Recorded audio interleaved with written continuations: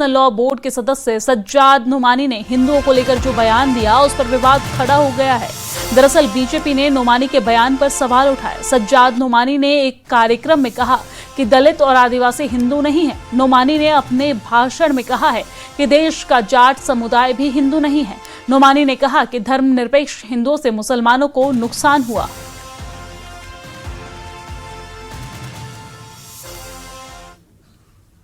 सिख हिंदू नहीं है, क्रिश्चियन हिंदू नहीं है, बुद्धिस्ट हिंदू नहीं है, शेड्यूल कास्ट के लोग हिंदू नहीं हैं, ट्राइबल लोग, आदिवासी लोग जो इस मुल्क के असली बाशिंदे हैं सबसे कदीम, वो भी हिंदू नहीं हैं। तमिलनाडु के लोग हिंदू नहीं हैं, लिंगायत हिंदू नहीं हैं। आप सोचिए जरा, हमारी ये नावाकफी है अपने मुल्क से, और शुरू से जो हमने हिंदुओं को बांटा है, ये सेकुलर हिंदू हैं, ये कम्युनल हिंदू हैं। इस तकसीम ने हमको बहुत धोखा दिया है। पहले सेकुलर हिंदुओं ने हमको नुकसान पहुंचाया, सो कॉल्ड सेकुलर हिंदू। अब वो लोग जो फासिस्ट हिंदू हैं, उनके हाथ में उन्होंने मुल्क को परोस दिया। वहीं बीजेपी ने कड़े शब्दों में नोमानी के बयान की निंदा की है। केंद्रीय मंत्री गिरिराज सिंह का कहना है कि ऐसे लोगों को भारत में रहने का हक नहीं है। वहीं बीजेपी प्रवक्ता शहजाद पूनावाला ने इसे सज्जाद नोमानी की जिहादी मानसिकता बताया है।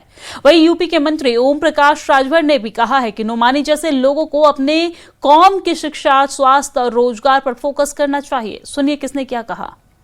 लगता है कौन है नोमानी गुमानी हम नहीं जानते हैं, लेकिन जो इस तरह की बात बोलता है उसे यहाँ रहने का कोई अधिकार नहीं है। और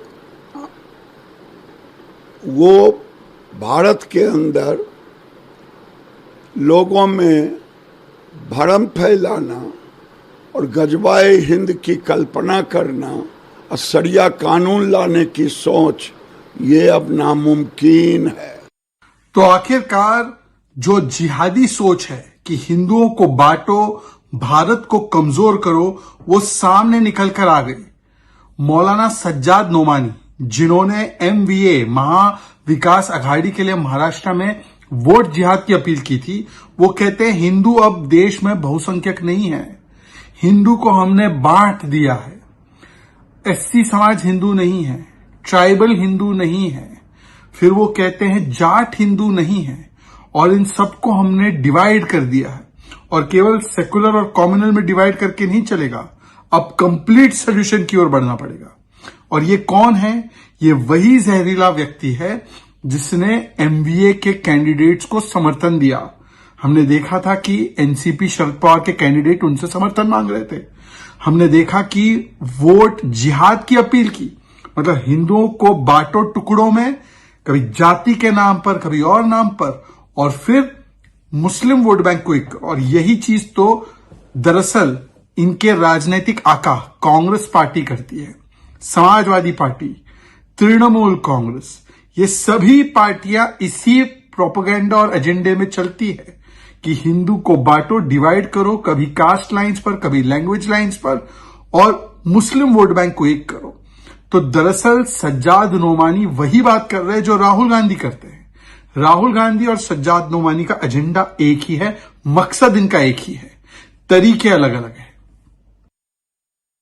उनको क्या हम कहें, मुस्लिम कम्युनिटी के जो लीडर हैं, हम उनसे तो यही कहेंगे कि आप अपनी कौम की बेहतर शिक्षा, बेहतर स्वास्थ्य, रोजगार, नौकरी, अमन चैन के लिए आप अगर काम करते तो अच्छा होता।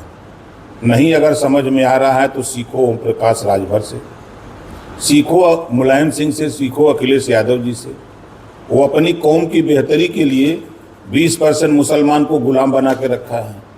टिकट दे देगा, MLA भी बना देगा, लेकिन MLA की औकात नहीं कि अपने कौम की भलाई के लिए बोल दे।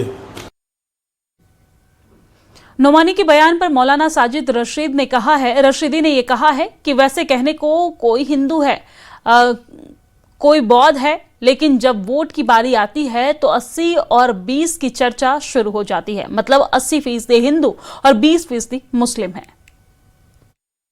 के लिए मौजूद है मौलाना साजिद राशिदी। राशिदी जी, नोमानी जी का एक बयान सामने आया है कि जो बहुसंख्यक आबादी हिंदू नहीं है। देखिए, देश में विभिन्न धर्मों के लोग हैं।